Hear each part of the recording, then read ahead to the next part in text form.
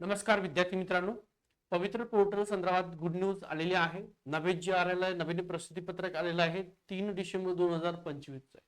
पवित्र पोर्टल संदर्भामध्ये महत्त्वाची अपडेट आलेली आहे. आता या ठिकाणी पवित्र पोर्टलच्या जागा वाढणार आहे. त्यासोबत पवित्र पोर्टल ज्यांना टेट मध्ये गुण आहेत त्याच मुलाची इथं निवड केली जाणार आहे.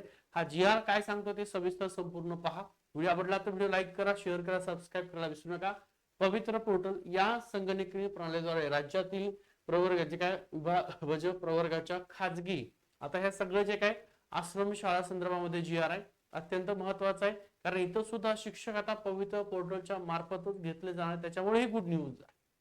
खाजगी अनुदानित प्राथमिक माध्यमिक उच्च माध्यमिक ऊसतोड कामगारांच्या मुला मुलींसाठी निवासी आश्रमशाळा तसंच विद्यानिकेतन आश्रमशाळामधील शिक्षक निवडीसाठी पारदर्शक पद्धती विहित करण्यासंदर्भात आहे. म्हणजे ही टोटल जो जी आर आहे हाच खाजगी संदर्भातच आहे, काहीच प्रॉब्लेम खाजगी संदर्भात आहे. परंतु या ठिकाणी या जागा सुद्धा आता पवित्र पोर्टलच्या माध्यमातून भरले जाणार आहेत. आता ह्या जी आर ची प्रस्तावना काय आहे ती पण बघूया, कारण कालचा जी आर आलेला आहे. ओके, चलो प्रस्तावना आपण काही एकदा डायरेक्ट बघूया. ज्या काय आश्रमशाळा आहेत त्यांच्या ज्या काय जागा भरणार आहेत, ठीक आहे, आधार प्रमाणीकरण जे काय तिथं स्टुडंट आहेत जे काय विद्यार्थी आहेत तिथं त्यांची संख्या त्याच्यानुसार शिक्षकांचे पद तिथे मान्यता मिळणार आहे. संच मान्यता मिळणार, किती पद मिळत आहेत शिक्षकाची, किती जागा आहे तिथं, कुठल्या कास्टनुसार किती जागा आहे ती सगळी माहिती येणार आहे. आणि त्याच्यानंतर या पवित्र पोर्टलच्या माध्यमातून ती माहिती येणार आहे. आणि मग हा जी आर दिला, या जी आर मध्ये संपूर्ण डिटेल माहिती दिली. आपल्या टेलिग्रामच्या ग्रुपवर सुद्धा हा जी आर दिलेला आहे, इतर टेलिग्रामला सुद्धा असेल. आता शासन निर्णय काय सांगतो या ठिकाणी ती वरची जी काय माहिती त्या संदर्भात सगळी माहिती तुम्हाला मिळेल की या एवढ्या संस्था आहेत. ठीक आहे, आता तुम्ही जर पाहिलं असेल तर आजपर्यंत जर पाहिलं असेल तर हे जे आहे पवित्र पोर्टलच्या माध्यमातून ज्या काही जागा येत होत्या तर त्या सगळ्या जागा कुणाच्या होत्या, महानगरपालिकेच्या जागा येत होत्या. ठीक आहे, म्हणजे तुम्ही जर पाहिलं असेल तर मनपाच्या जागा होत्या आलेल्या, त्यानंतर नगरपालिकेच्या जागा येत होत्या, त्याच्यानंतर तुम्ही पाहिलं असेल ज्या काही शासकीय जागा आहेत त्या सर्व प्राथमिकच्या जागा होत्या. ठीक आहे, आणि त्याच्यानंतर मग संस्थाच्या जागा होत्या आणि काही ठिकाणी जर काही कटक मंडळाच्या जागा. आणि आता आजपर्यंत पाहिलं असेल तर आश्रमशाळाच्या कुठल्याही प्रकारे पवित्र पोर्टलच्या माध्यमातून ही भरती प्रक्रिया होत नव्हती. आश्रमशाळा आणि खूप मोठ्या प्रमाणात आश्रमशाळा सुद्धा आहे. ठीक आहे, या आश्रमशाळेची भरती सुद्धा आता पवित्र पोर्टलच्या माध्यमातून होणार आहे. त्याच्याशिवाय अजून सुद्धा आहे की जे अल्पसंख्याक आश्रमशाळा आहेत त्याची अजूनही पवित्र पोर्टलच्या माध्यमातून भरती होत नाही. तर ती सुद्धा जर भरती पवित्र पोर्टलच्या माध्यमातून झाली तर मोठ्या प्रमाणात जागा या पवित्र पोर्टल माध्यमातून ज्यांना टेट मध्ये मार्क पडलेले आहेत त्या टेट मधल्याच मुलांना घेणार. आता हा जो जी आर आहे आश्रम शाळे संदर्भात तो आपण काही ठिकाणी तुम्हाला वाचून दाखवणार आहे. तर त्या ठिकाणी सुद्धा टेटला ज्यांना मार्क आहे तेच मुलं घेतले जाणार आहेत. अगोदर आश्रम शाळा पवित्र पोर्टलच्या माध्यमातून भरती केल्या जात नव्हत्या, परंतु आता आलेला आहे. ठीक आहे, हा जी आर आपल्या टेलिग्रामला सगळ्यांनी वाचून घ्या. आता काही महत्वाचे मुद्दे आपण वाचूयातले. ठीक आहे, चलो थोडस वरती घेतोय मी. शासन निर्णय तोच आहे, शालेय शिक्षण क्रीडा विभागाच्या संदर्भात दिलेला आहे. खाजगी अनुदानित प्राथमिक माध्यमिक उच्च माध्यमिक ऊसतोड कामगारांच्या मुला मुलींच्या निवासी आश्रमशाळा तसंच विद्यानिकन विभाजन आश्रमशाळामध्ये शिक्षक निवडीसाठी पवित्र या संगणकीय प्रणालीमधील अंमलबजावणी करणे तसंच सदर प्रणाली राबवण्याच्या अनुषंगाने मार्गदर्शक सूचना पारदर्शक पद्धती खालील प्रमाणे निश्चित करण्यात येणार आहे. जी काय आतापर्यंत पवित्र पोर्टल जी काय प्रणाली राबवली आहे सेम त्याचप्रमाणे ही सुद्धा प्रणाली राबवली जाणार आहे. शिक्षण सेवक पद भरती कार्यपद्धती दिलेली आहे. ठीक आहे, तुम्ही जॉईन झाल्याच्या नंतर इथे काय दिलेलं आहे, सरळच्या माध्यमातून केली जाणार आहे. थोडस वरती घेऊ आपण. ओके, सगळं काय वाचायला खूप मोठा जी आर आहे, तुम्ही वाचून घ्या सगळेजण. प्रत्येक शैक्षणिक संस्थेत संबंधित सहाय्यक संचालक इतर मागास बहुजन कल्याण प्रादेशिक उपसंचालक आता इथं डायरेक्ट अमान्य करतील. इथं 2 दिलेलं आहे, त्यांनी काय करायचंय, प्रत्येक शैक्षणिक संस्थेत संबंधित संचालक इतर मागास बहुजन कल्याण प्रादेशिक उपसंचालक आणि इतर मागास बहुजन कल्याण विभाग तसंच संचालक इतर मागास बहुजन कल्याण संचालक महाराष्ट्र राज्य पुणे यांना स्वतंत्र लॉग इन आयडी त्यांचा युजर नेम पासवर्ड असेल उपलब्ध करून दिला जाईल. प्रादेशिक उपसंचालक आणि इतर मागास बहुजन कल्याण विभागाच्या लॉग इन वर माहिती प्राप्त झाल्यानंतर 7 कार्यालयीन दिवसामध्ये जाहिरातीत माहिती बरोबर असल्याची खात्री करतील आणि सदरची माहिती बरोबर असल्यास मान्य करतील. माहिती अपूर्ण किंवा चुकीची असल्यास त्या संदर्भात कारण त्या ठिकाणी काय करतील, अमान्य करतील. म्हणजे या ठिकाणी तुमची जाहिरात देण्यासंदर्भात संपूर्ण दिलेला आहे, त्यांना अधिकार दिलेले आहे. आता थोडस खाली होतं डायरेक्ट, संबंधित शैक्षणिक संस्थेने निवड सूचीतील उमेदवारांच्या मुलाखती दरम्यान संबंधित. आता इथे काय होणार आहे, तुमच्या मुलाखती होणार आहे, कारण ह्या जागाच प्रायव्हेटच्या आहेत. पवित्र पोर्टल जागा येतील, कास्टनुसार जागा येतील, तुमच्या मार्कानुसार तुम्हाला तिथं निवड करायची कुठली. मग त्या ठिकाणी मुलाखतीला तुम्हाला बोलवलं जाणार. एकाच 3 हे प्रमाण यांनी ठेवलंय मुलाखतीला, आणि त्या प्रमाणानुसार तिथे एकाच 3 आहे. म्हणजे थोडीफार पैशाची जी काय मागणी ती कमी होईल. 3 उमेदवारी नाही म्हणलं तर कोणाला तरी एकाला त्यांना घ्यायचंच आहे, नाही घेतलं तर कारण दाखवायचं आहे. त्यामुळे शक्यतो पैशाचा बाजार थोडा कमी होईल, आणि ज्या मुलांना गरज आहे असे खूप मुलं आहेत, तर ते सुद्धा या आश्रम शाळेमध्ये शिक्षक म्हणून लागतील. कशावर, टेटच्या मार्कानुसार. त्यांना आश्रम शाळेला कोणाला घेता येत होतं आजपर्यंत, परंतु आता त्यांना मुलगा जो आहे हा टीटी पास असला पाहिजे, त्यासोबत त्यांनी टेट दिलेली असली पाहिजे, आणि टेट ज्यांना मार्क आहेत पवित्र पोर्टलने ज्यांना रिकमेंड केलेलं आहे असेच मुलं आता आश्रम शाळेला घ्यावेच लागणार आहे. हा जी आर त्या संदर्भामध्ये आहे. आता थोडस आपण घेऊया, इथं काय दिले, हा, प्रादेशिक उपसंचालक इतर मागास बहुजन कल्याण यांनी मान्यता दिल्यानंतर संस्थेच्या मागणीनुसार पवित्र पोर्टलवर जाहिरात प्रसिद्ध होईल आणि संस्थेच्या लॉग इन वरती दिसेल. तसंच संस्थेच्या प्रतिनिधीस त्याबाबत SMS संदेश प्राप्त होईल. सदर जाहिरात ही जे दिली त्यांनी या संकेतस्थळावर प्रदर्शित होईल. ते त्यांच्यासाठी आहे. इच्छुक आणि अर्हता प्राप्त उमेदवार जाहिरात प्रसिद्ध झाल्याच्या दिनांकापासून. कुठं जाहिरात प्रसिद्ध झाली, पवित्र पोर्टल झालेल्या आपल्या अभियोग्यता आणि बुद्धिमापन चाचणीमध्ये. बघा थोडस मोठं करतो याला मी, 1 मिनिट. आता पवित्र पोर्टलला जाहिरात त्या ठिकाणी प्रसिद्ध झाल्यानंतर आपली जुनीच पद्धत आहे. जाहिरात प्रसिद्ध झाल्यानंतर जे कोणी इच्छुक असतील त्यांनी तुमचे जे काही टेटचे मार्क आहेत त्या पात्र गुणासह पवित्र प्रणालीवर निश्चित केलेल्या कालावधीच्या आत अर्ज करतील. उमेदवारांना विभाजन आश्रम शाळेच्या खाजगी शैक्षणिक संस्थांमधील रिक्त जागांसाठी उपलब्ध असलेल्या सर्व रिक्त जागांसाठी पात्रतेनुसार प्राधान्यक्रम देता येतील. ठीक आहे, सेम जी प्रोसेस आहे. जाहिरात आल्यानंतर जसं आपण प्राधान्यक्रम देतो तसं त्यानुसार तुमची कास्ट, माध्यम न्याय, प्रवर्ग न्याय, वर्ग न्याय, त्या ठिकाणी संपूर्ण जागा. मग तुम्हाला शासन अधिसूचना शालेय शिक्षण क्रीडा विभाग 12/2/2025 नुसार खाजगी अनुदानित आश्रम शाळेतील शिक्षकांच्या प्रत्येक रिक्त जागेकरिता मुलाखतीसाठी एकाच 3 या प्रमाणात उमेदवारांची यादी पवित्र पोर्टल मार्फत व्यवस्थापकांना उपलब्ध करून देण्यात येईल. आजपर्यंत जशा खाजगी संस्थेच्या मुलाखती झाल्या सेम तशाच आहे, फक्त प्रमाण इथं एकाच 10च्या ऐवजी एकाच 3 केलेला आहे. ज्याचा फायदा हा टेट मधील ज्या उमेदवाराला शिक्षक व्हायचं त्यासाठी 100% होणार आहे. प्रमाण कमी केलं याचा अर्थ पैशाचा वापर कमी होणार आहे.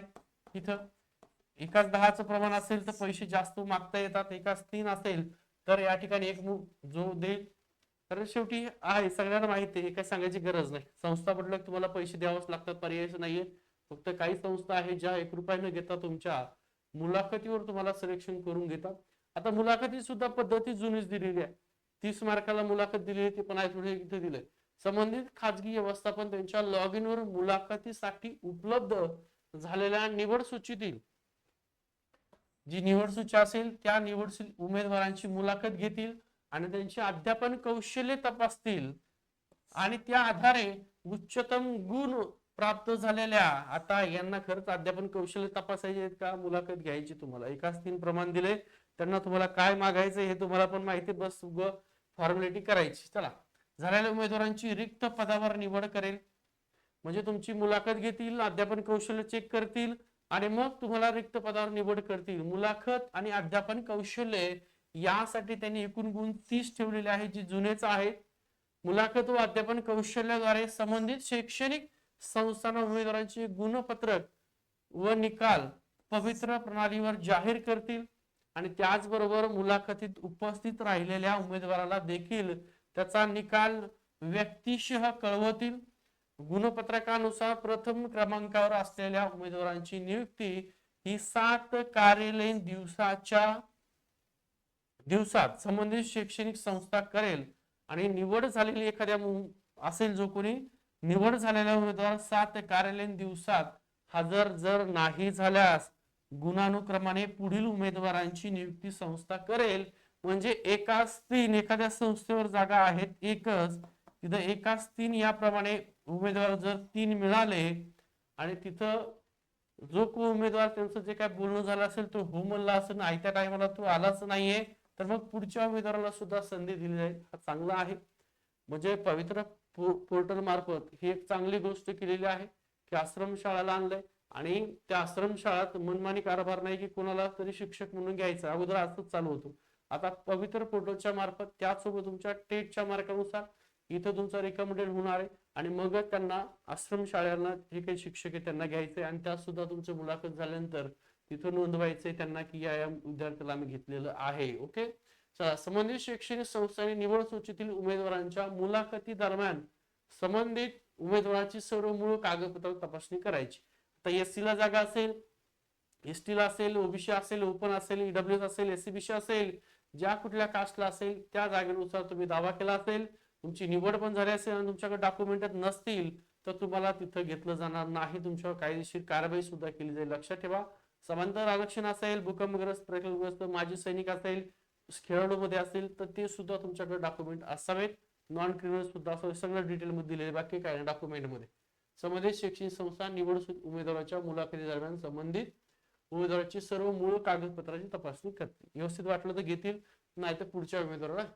नियुक्ती करता उमेदवाराने सादर केलेले कागदपत्र खोटे अथवा बनावट असल्याचं त्यांच्या सेवेच्या कालावधीत निदर्शनास जर आलं असेल तर संबंधित उमेदवारावर फौजदारी कारवाई सुद्धा केली जाऊ शकते.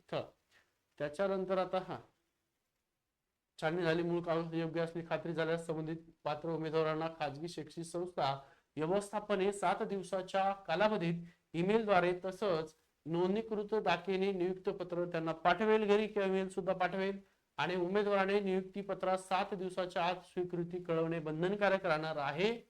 अशी स्वीकृती दिल्यानंतर संबंधित आश्रमशाळेचा जो कुठला मुख्याध्यापक असणार आहे त्या उमेदवारास शिक्षण सेवक म्हणून पवित्र संगणकीय प्रणालीद्वारे ऑनलाईन रुजू करून घेतील. तसा रुजू अहवाल त्या ठिकाणी कुठं प्रणालीवर, पवित्र पोर्टल प्रणालीवर भरतील आणि त्यामुळे सदर शिक्षण सेवकाची माहिती सरळ संगणक या प्रणालीवर होईल. ओके, चालेल. संपला विषय. आश्रम शाळेत संबंधित पदव्याप्त आष्टत करण्यात येईल. झाले.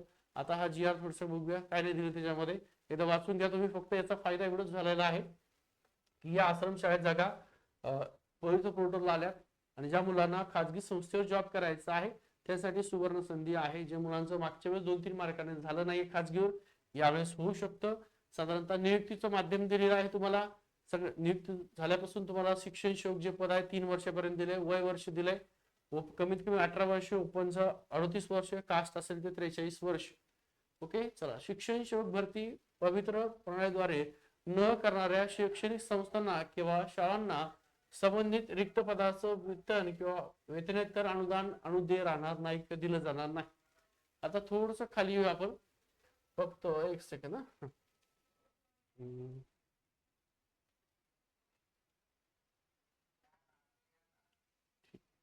चला, याच्यामध्ये फक्त काय दिलं त्यांनी, ज्या अल्पसंख्याक आश्रमशाळा आहेत तर त्या अल्पसंख्याक आश्रमशाळा इथं या पवित्र पोर्टलच्या मार्फत आलेल्या नाहीत. बघा इथं दिले अल्पसंख्याक शिक्षण सेवक पद भरती पवित्र प्रणाली मार्फत न करणारे ज्यांना आहेत ते दिले. 7 नंबरचा जो मुद्दा आहे तो बघा. इथं अल्पसंख्याक ज्या काही संस्था आहेत, ठीक आहे, अल्पसंख्याक संस्था संचलित आश्रमशाळामधील शिक्षण सेवक भरती आणि अनुकंपा तत्वावर, ठीक आहे, अनुकंपा तत्वावर नियुक्त करण्यात आलेल्या शिक्षण सेवक भरतीस पवित्र प्रणालीच्या मार्फत नियुक्ती प्रक्रिया लागू राहणार नाही.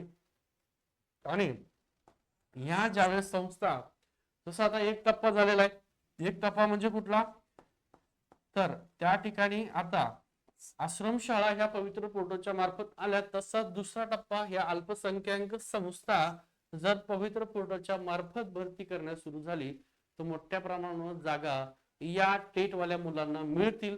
आणि त्यासाठी लक्षात ठेवा, जे काही हिवाळी अधिवेशन नागपूरला आहे 8 तारखेला शिक्षक भरतीच्या संदर्भामध्ये जे काही आंदोलन सुरू आहे, तर जे मुलं आहेत ज्यांनी टेट दिलेली आहे किंवा त्यांना शिक्षक व्हायचंय, लवकरात लवकर हे पवित्र पोर्टल चालू होत यासाठी जे कुठले प्रयत्न करतात, शक्य असेल नसेल तरी सगळ्यांनी जास्तीत जास्त 8 तारखेचं जे काही आंदोलन असणार आहे त्याला जाणं चांगली गोष्ट आहे, कारण तुम्ही शिक्षण होण्यासाठी परीक्षा दिलेली आहे, वाट बघता आणि कुणीतरी त्या ठिकाणी जागा निघाव, सरकारी लवकर ही प्रोसेस सुरू व्हावून प्रयत्न करत असेल तर त्याला पाठिंबा देणं तुमचं अत्यंत गरजेचं काम आहे.